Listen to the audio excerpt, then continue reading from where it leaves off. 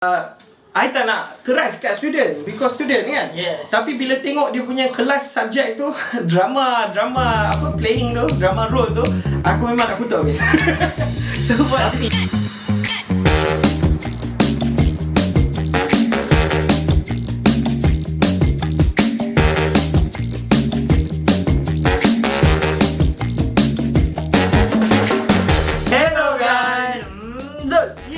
saya masuk. Okay guys, yes, it's been few days kita tak come out dengan new content kecuali unboxing helmet.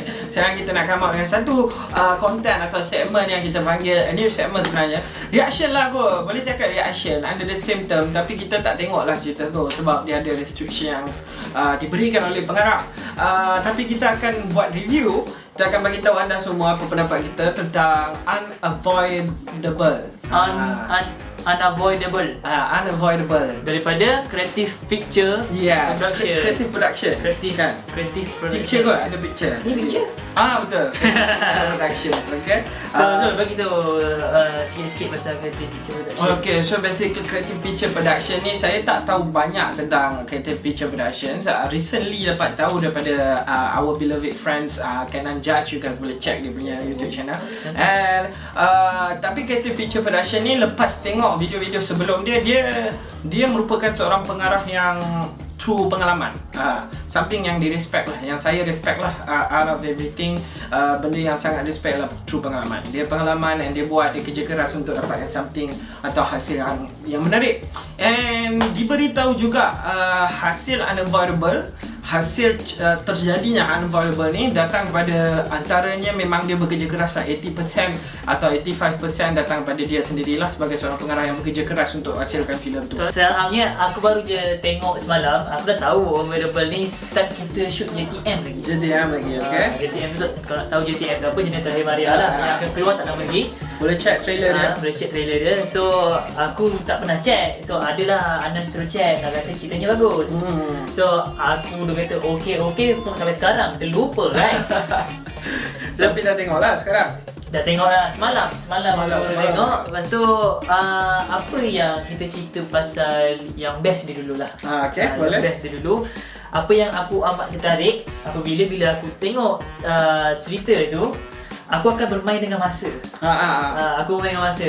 Dan pada permulaan cerita dia agak kurang sedikit. Dari segi penceritaan dia agak kurang sedikit. Tapi bila tiba-tiba aku terasa macam dia dah masuk climax, dia dah masuk seram dia apa semua. Aku tengok masa dah 15 minit aku tengok. Betul. Lepas tu aku kata dah 15 minit. Okay, not bad lah. Dia dah ambil tarik perhatian aku. Pada mulanya tak dapat tarik lah. Hampir terkuit dah. Sebab jenis aku 1 minit pertama kau tak dapat menarik perhatian aku keluar. Tapi disebab paling itu pertama. Yang paling best yang kedua adalah dia menggunakan green screen. Green screen selama aku mempelajari green screen ni susah untuk orang tahu cara nak menggunakannya dengan nampak and real. So nak kata dia bagus tak bagus sangat lah pakai green screen, tapi dia dapat menggunakan dengan sebaiknya benda tu. Faham tak? Kalau korang perasan, korang tengok nanti ada scene mati apa semua, dia menggunakan dengan sebaiknya lah. Okay, sementara dia memeriksa apa yang ada dekat dalam tu, kita iklan sekejap. Anda jangan lupa untuk lihat atau untuk layari Instagram jangan lupa untuk layari Instagram Carrot Cake Abang-Bang. Sebab Carrot Cake Abang-Bang ada jual macam-macam. Anda boleh tengok dekat atas ni kan, ada dekat atas ni. Tunjuk sekali ada kan Carrot Cake Abang-Bang ni. Instagram dia sedap-sedap kek dia. Ada kek lychee, ada kek coklat, macam-macam kek lah. Dan korang boleh check lah Facebook dan sebagainya, link dia semua ada kat bawah. Alright, Carrot Cake Abang-Bang sedap. Okay. Yang third aku amat tertarik apabila dia amat berani lah. Dia berani sebab dia buat cerita hantu. Buat cerita hantu tu, and then dia pergi ke Pizza Hut lah selaku Pizza Hut. Dia tak tahu lah benda tu green screen ke apa, tapi dia letak hantu tu dalam Pizza Hut. Time-time ramai orang. Okay. So kira berani lah. Dia tu ada part dia buat dekat parking. Dia buat dekat mana lagi lah? Mana? Dia buat kat parking, dia buat kat PR, dia buat kat perpustakaan tak, aku rasa college punya tu. Lepas tu dia buat kat dalam lift, tak tahu lah lift college mana, tapi kira berani lah. Okay, last yang aku nak baca adalah jalan penceritaan dia. Aku fikir dia, sebab aku first time, so aku fikir dia panjang tu sebab dia short film. Rupanya dia ada chapter. So di balik chapter tu, mula-mula chapter 1 dengan orang ni, tiba-tiba chapter 2 ke orang lain. Okay, dia dah berpecah ni. Rupanya chapter ketiga dia berbalik semula ke orang yang pertama. Macam tu, itulah tu kebaikan dia lah. Review untuk bukan nak kata dia ni keburukan dia lah. Keburukan buat cerita ni bukan keburukan, dia mau untuk dia okey, tapi untuk masa akan datang dia boleh tambah baik lagi. So apa yang aku nak komen adalah first kali banyak lari konti lah. Aku perasan sebab bila aku tengok kan, ni lari sikit ni. Ada set ada lepas tu tiba-tiba hidung dia darah. Next scene hidung darah dah kering. Aku tahu dia lap, tapi perasan tangan tu ada. Dia ada part tau, ada part lari konti, tapi it's okay sebab dia punya jalan cerita tu menyedapkan. So kalau mana yang tak perasan tu baguslah. Aku perasan. So untuk permasalahan konti, aku faham konti is not a very easy thing. Kalau seorang one man try to focus semua benda, konti memang ganti akan lari. Sebab tu diorang akan sediakan seorang untuk jaga konti, which is floor manager. Floor manager ditugaskan untuk jaga konti, which is really alert pasal apa ni. Sebab benda satu scene yang korang tengok 2 minit punya scene tu boleh jadi berjam punya shoot. So dalam scene tu 2 minit tapi dia berjam. So memang konti garanti boleh lari. Yang kedua, aku tak berminat sebab dia bahasa Inggeris kot. Faham? Dia bukan, benda tu okey bahasa Inggeris, tapi jika orang itu pandai bercakap Inggeris, dialek dia. Sebab dia sebab dia majoriti kebanyakannya berlakunya orang-orang Kelantan. So dia mungkin Kelantan tu dia ada Kelantan tu ada slang-slang sikit lah, ada slang Kelantan tu kan. So bila dia bercakap tu ada slang-slang Kelantan. So dia jadi polek lah. Jadi polek lah. Air nyok pak kau. Air nyok lah, air nyok utara. Air lawa boh. Okay, nice. Dia jadi pelakon lawa boh. Satu lagi ada yang best dia, aku ni part puji tau. Aku suka part yang dia berlakon dalam lift tu. Dia pandai bermain dalam lift. Dia satu lift je. Kan, lift tu satu. Dia bermain macam-macam angle yang menampakkan orang tak bosan satu lift tu. Itu best lah. Tu dia tak berapa nak malap sangat. Faham. So bagi aku okey je, tak ada masalah tu. Benda tu isu teknikal tak ada disentuh sangat pun. Yang pastinya jalan cerita dia terbaik. Tu je lah untuk aku. Alright, okay, bila masuk dalam review, Zul dengan Brozak selalu kadang-kadang tak bersependapat Kalau dia bagi ini, kita bagi itu. Gitu, okay. Hey! Apa ni? So, okay, so far Unavoidable is a very orang cakap nampak usaha lah.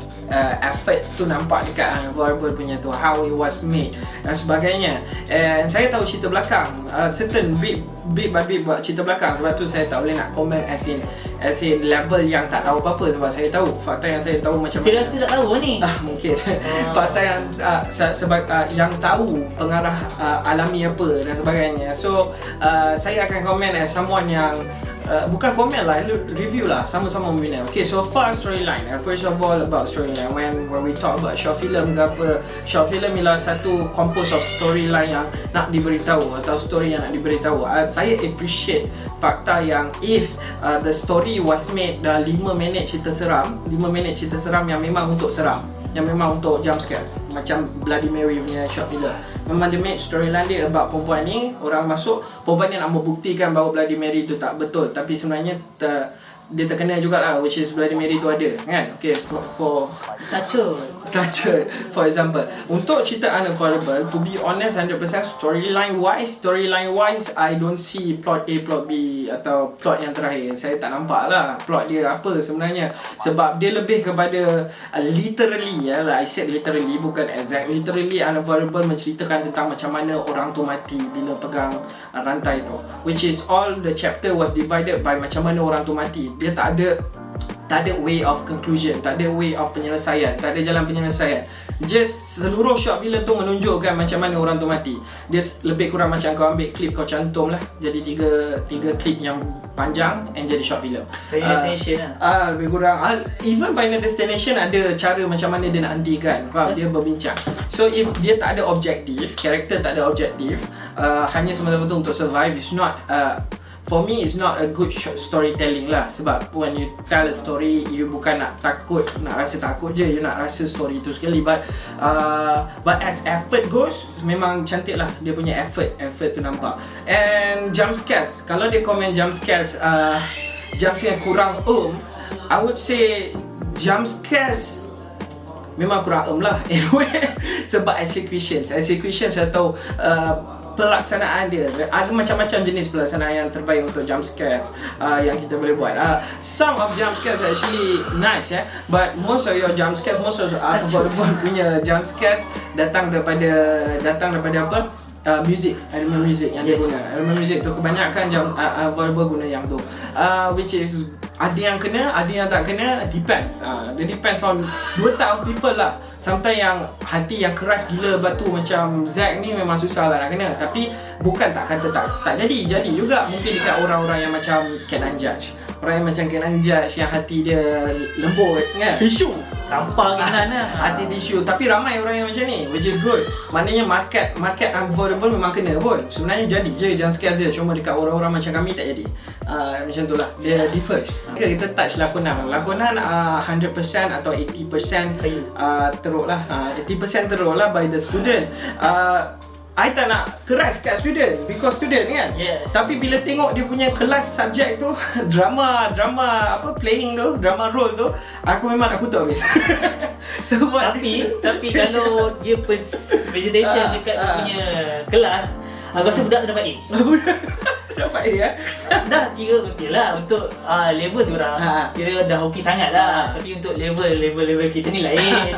tak dia macam ni, if you dalam subjek kelas tu, so I nak komen habis-habis lah dekat subjek kelas tu kepada student-student yang berlakon.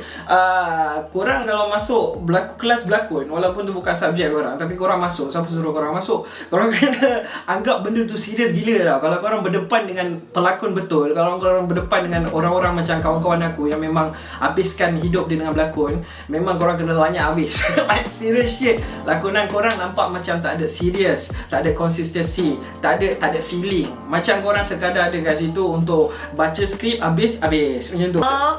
Baik banget. As basic goes, basic pun korang tak capai. Pelakon lah, kita cakap pasal pelakon. Basic pun korang tak capai. And it's quite shame lah sebab korang dalam kelas drama role. Okay, kelas drama role basically korang kena tahu berlakon. Tapi dalam drama? Drama role. So role playing or something lah. If I want to play a character inside an English plays, and it's really hard because you have to make sure that your fluence, your accent is good. If you don't have any good accents, that you cannot play it. Okay. In the part of the drama have the basic of exactly. the lakonan, alright. But it's really hard lah. Sebenarnya memang susah lah nak berlakon bahasa English. Macam mana pun kau berlakon dalam bahasa English, memang kau dengar macam orang Melayu yang cuba cakap bahasa English. Alright. Tapi kira dah bagus sangat tu. Diorang dah habiskan projek ni. Yes. Director, directing way, I rasa effort nampak gila. Like it's a good job untuk one man army, but it's not good enough. I believe kalau you dengan team yang lebih nice, contohnya kolaborasi dengan Double Z, maybe dia boleh come up with something much better. Our product pun tak bagus pun sebenarnya, to be honest, we are not tu, but kita effort lah. Kita sama, like director tu dengan saya sama, kita berdua effort untuk dapatkan sesuatu. Tak kisahlah best ke tak produk kita, janji kita hasilkan produk tu dengan effort, dengan terbaik, dengan passionate. Tapi yang nak puji, shot dia baik. Shot dia cantik. Sebab dari segi aku tengok, dia buatkan yang aku perasan yang aku sebut mula-mula tu, yang 5 dari 15 minit. Aku terpengaruh dengan shot dia sebenarnya. Shot dia. Pengaruh shot dia yang buat main peranan yang buat aku nak tengok. Aku tak banyak cakap. Aku cuma nak highlightkan effort biar tinggi, walaupun kualiti tak walaupun barang tak berkualiti, janji cerita itu mantap.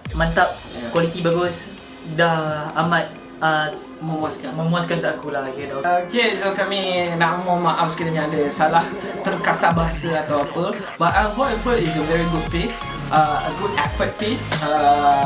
Kalau yang perlu diperbaiki, kita perbaiki sama-sama. Kalau dapat kolaborasi dengan kreatif picture productions, it will be so fun. Macam-macam kita boleh buat. Yes. So, kalau anda memerlukan apa-apa, boleh je layari terus kepada Instagram kami atau email kami, dan bolehlah tanya kami apa-apa atau nak minta kolaborasi atau minta buat video ke apa, kami terbuka. And service.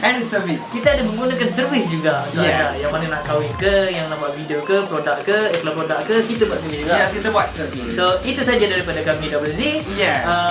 Jangan lupa like, comment, share dan juga subscribe. #apa sih? #demi sesuap konten. Okay, bye-bye.